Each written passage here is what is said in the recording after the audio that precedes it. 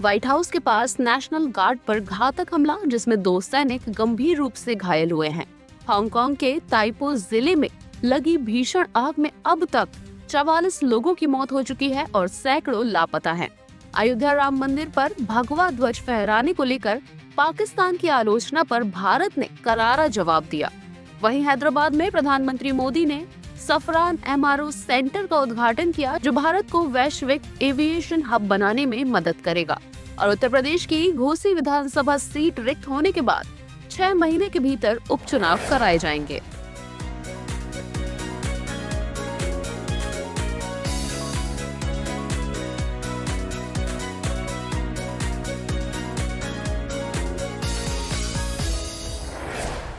White house के करीब 2 national guard सैनिकों पर हुए घातक हमले ने पूरे अमेरिका को हिला दिया है। बुधवार दोपहर वेस्ट वर्जीनिया नेशनल गार्ड के ये सैनिक व्हाइट हाउस से कुछ ब्लॉक दूर गश्त पर थे, तभी उन पर अचानक गोलीबारी की गई। दोनों की हालत गंभीर बताई जा रही है। घटना के तुरंत बाद क्षेत्र को सील कर दिया गया और सुरक्षा एजेंसियों ने व्यापक जांच शुरू कर दी। राष्ट्रपति डोनाल्ड ट्रंप, जो हमले के समय फ्लोरिडा के मारे-लागो क्लब में थे, उन्होंने इस घटना को राष्ट्र के विरोध अपराध और आतंकी हमला करार दिया। उन्होंने पेंटागन को राजधानी में 500 अतिरिक्त सैनिक तैनात करने का निर्देश दिया। ट्रंप ने घोषणा की कि पूर्व राष्ट्रपति बाइडेन के कार्यकाल में अफगानिस्तान से आए सभी व्यक्तियों की दोबारा कड़ी जांच होगी। इसी बीच 29 वर्षीय अफगान नागरिक रहमानुल्लाह लकनवाद को संदिग्ध रूप में हिरासत में लिया गया है। अधिकारी इस मामले को आतंकवादी कृत्य के रूप में जांच रहे हैं। हांगकांग के ताइपो जिले स्थित वांग फुक कोर्ट हाउसिंग कॉम्प्लेक्स में बुधवार को लगी विनाशकारी आग ने पूरे इलाके में अफरा तफरी मचा दी। आग इतनी तेजी से फैली कि 31 मंजिला इमारतों वाले इस कॉम्प्लेक्स की 8 में से 7 गगनचुंबी इमारतें इसकी चपेट में आ गई। अब तक 44 लोगों की मौत की पुष्टि हो चुकी है, जबकि सैकड़ों लोग अभी भी लापता बताए जा रहे हैं। करीब 900 लोगों को अस्थायी राहत केंद्रों में शिफ्ट किया गया है। सोशल मीडिया पर आग से जुड़े कई भयावह वीडियो वायरल हो रहे हैं, जिनमें दर्जनों फायर ब्रिगेड की गाड़ियां आग बुझाने की कोशिश करती नजर आती हैं। शुरुआती जांच में पता चला है कि इमारतों पर लगाए गए सूखे बांस के मचान ने आग को तेजी से फैलाने में बड़ी भूमिका निभाई। मजबूत लपटें और गर्म हवा जली हुई सामग्री को दूर तक उड़ाकर ले जा रही थी, जिससे आग लगातार फैलती गई। फायर विभाग ने इसे लेवल 5 कैटेगरी की गंभीर आग घोषित किया है। अयोध्या राम मंदिर पर पवित्र भगवा ध्वज फहराए जाने को लेकर पाकिस्तान की टिप्पणी पर भारत ने कड़ा विरोध जताया। पाकिस्तान ने इस समारोह को इस्लामोफोबिया की अभिव्यक्ति बताते हुए अंतर्राष्ट्रीय दखल की मांग की थी। इसके बाद विदेश मंत्रालय के प्रवक्ता रणधीर जायसवाल ने पाकिस्तान की आलोचना को दोहरे मापदंड और नैतिक आधार विहीन करार दिया। उन्होंने कहा कि जिस देश में धार्मिक अल्पसंख्यकों पर अत्याचार, जबरन, धर्मांतरण और उपासना स्थलों पर हमले आम हो, वे भारत जैसे लोकतांत्रिक और बहुसांस्कृतिक राष्ट्र पर धार्मिक स्वतंत्रता को लेकर टिप्पणी करने की स्थिति में नहीं है। जायसवाल ने स्पष्ट किया कि अयोध्या में भगवा ध्वज का ध्वजारोहण भारत की सांस्कृतिक और आध्यात्मिक परंपराओं का हिस्सा है और इसमें किसी बाहरी देश के हस्तक्षेप का कोई औचित्य नहीं। प्रधानमंत्री नरेंद्र मोदी ने 25 नवंबर को ये ध्वज फहराया, जो राम मंदिर निर्माण की प्रगति और श्रद्धालुओं की आस्था का प्रतीक माना गया। हैदराबाद ने भारतीय एविएशन सेक्टर में बड़ा मुकाम हासिल किया, जब प्रधानमंत्री नरेंद्र मोदी ने GMR aerospace and industrial park में फ्रांसीसी कंपनी सफरान के अत्याधुनिक MRO सेंटर का वर्चुअल उद्घाटन किया। 2062 करोड़ रुपए के निवेश से बना ये विश्व का सबसे बड़ा लीप इंजन MRO केंद्र है, जो हर साल 300 इंजनों की सर्विसिंग करेगा और 1100 से अधिक इंजीनियरों को रोजगार देगा। पीएम मोदी ने कहा कि भारत अब केवल एविएशन बाजार नहीं, बल्कि एक उभरता हुआ वैश्विक एविएशन हब है। उन्होंने बताया कि भारतीय एयरलाइंस द्वारा 1500 नए विमानों का ऑर्डर देने के बाद भारत दुनिया का तीसरा सबसे बड़ा घरेलू एविएशन मार्केट बन चुका है। नई MRO सुविधा से 85% विदेशी निर्भरता कम होगी। इस दौरान राफेल के M88 इंजन के लिए नए MRO केंद्र की आधारशिला भी रखी गई। तेलंगाना के सीएम रेवंत रेड्डी ने क्षेत्र को डिफेंस एरोस्पेस कॉरिडोर घोषित करने की मांग की है। उत्तर प्रदेश के मऊ जिले की घोसी विधानसभा सीट को आधिकारिक रूप से रिक्त घोषित कर दिया गया।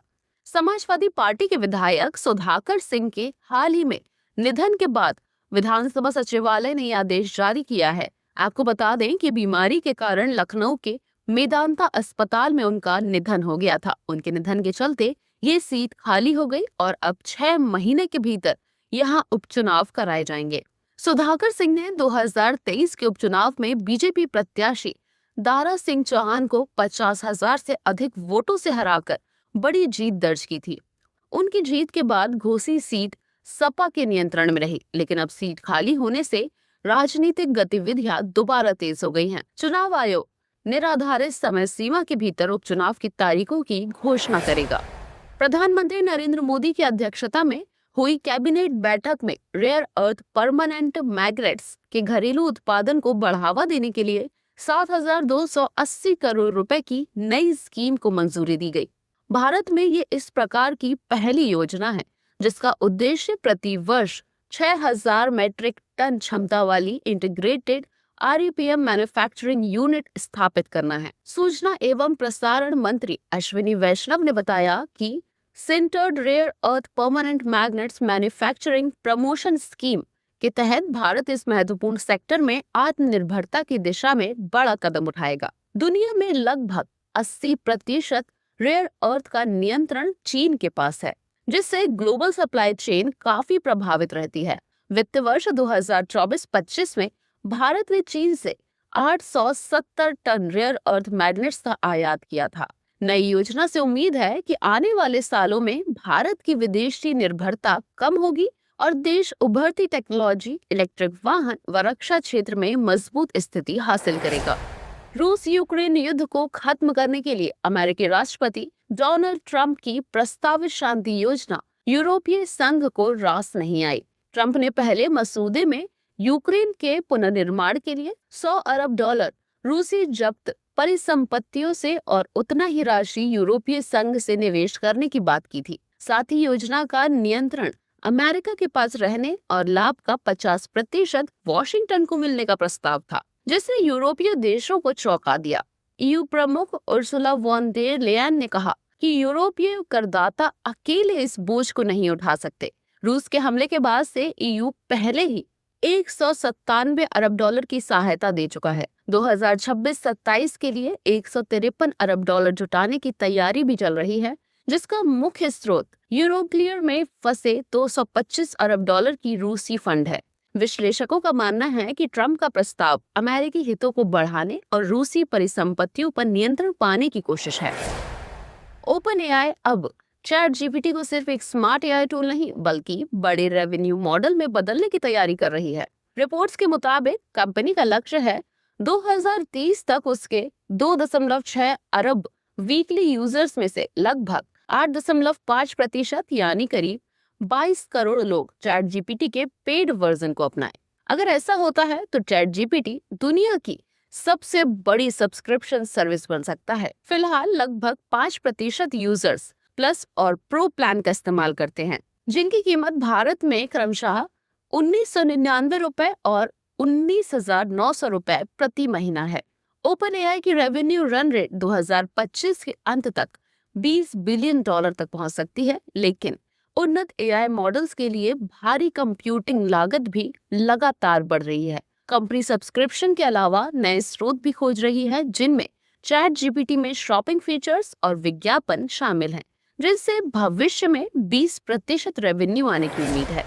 कॉमनवेल्थ गेम्स 2030 की मेजबानी भारत को मिल गई है और इस भव्य आयोजन का केंद्र होगा गुजरात का अहमदाबाद। स्कॉटलैंड के ग्लासगो में चल रही कॉमनवेल्थ स्पोर्ट्स एग्जीक्यूटिव बोर्ड की बैठक में भारत ने नाइजीरिया को पीछे छोड़कर ये मेजबानी हासिल की। भारत ने आखिरी बार 2010 में दिल्ली में कॉमनवेल्थ गेम्स आयोजित किए थे। अहमदाबाद में पिछले कुछ सालों से विश्व स्तरीय स्पोर्ट्स इंफ्रास्ट्रक्चर तैयार किया जा रहा है, जो इस आयोजन के लिए बड़ी मजबूती साबित होगा। 2030 का संस्करण कॉमनवेल्थ गेम्स होगा, जिनमें 74 देशों के खिलाड़ी हिस्सा लेंगे।